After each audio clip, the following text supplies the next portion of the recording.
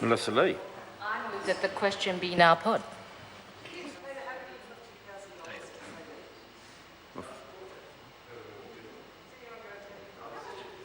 David Seymour. Mr Chair, I take great pleasure in responding to the previous speech and in particular part 4A of one of the two SOPs currently on the table. And the assertion is that people of a certain philosophical persuasion should be in favour of supporting that particular clause because competition in a particular location is always a good thing. And there's some quite interesting economic theory behind this particular topic, relating back to the Nobel Prize winner who sadly died only a couple of years ago, Ronald Coase. And Ronald Coase won his Nobel Prize primarily for his work on the nature of the firm. And the story of Coase, Mr Chair, will take us directly to the matter at hand in 4A. Is competition the only value that believers in free enterprise and economic efficiency should pursue? Or is economy of scale also a particularly important virtue that we should want?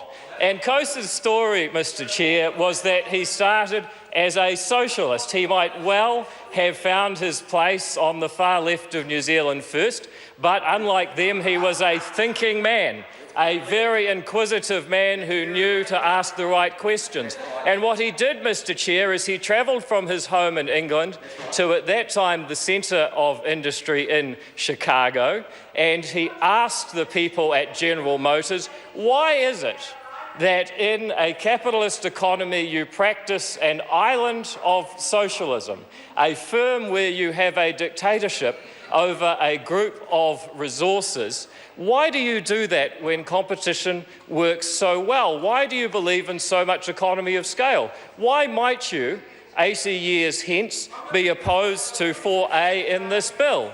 And the answer, Mr Chair, he may well have asked that question had he been able to anticipate such a silly speech from Tracy Martin, but despite being a great man and a Nobel Prize winner, Ronald Coase was not able to anticipate Tracy Martin. Few of us would have been able to.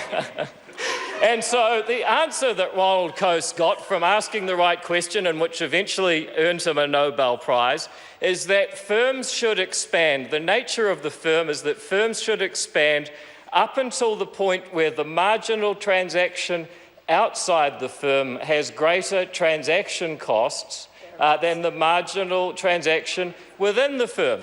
And this is something that is very, very difficult to determine by statute. It is something that must be discovered in the marketplace, and that is why the ACT Party is a believer in free markets but opposed to 4A in this SOP.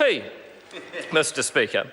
Mr Chair, I apologise. And so, interestingly, in the course of this inquiry, I hope you're learning something there. I hope they're learning something, sorry. Ronald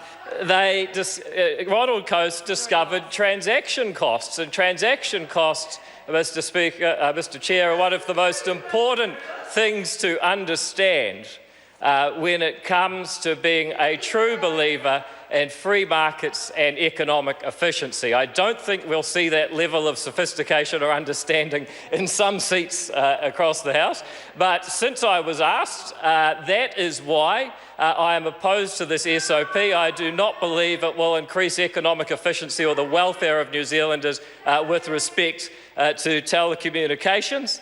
Thank you, Mr Chair.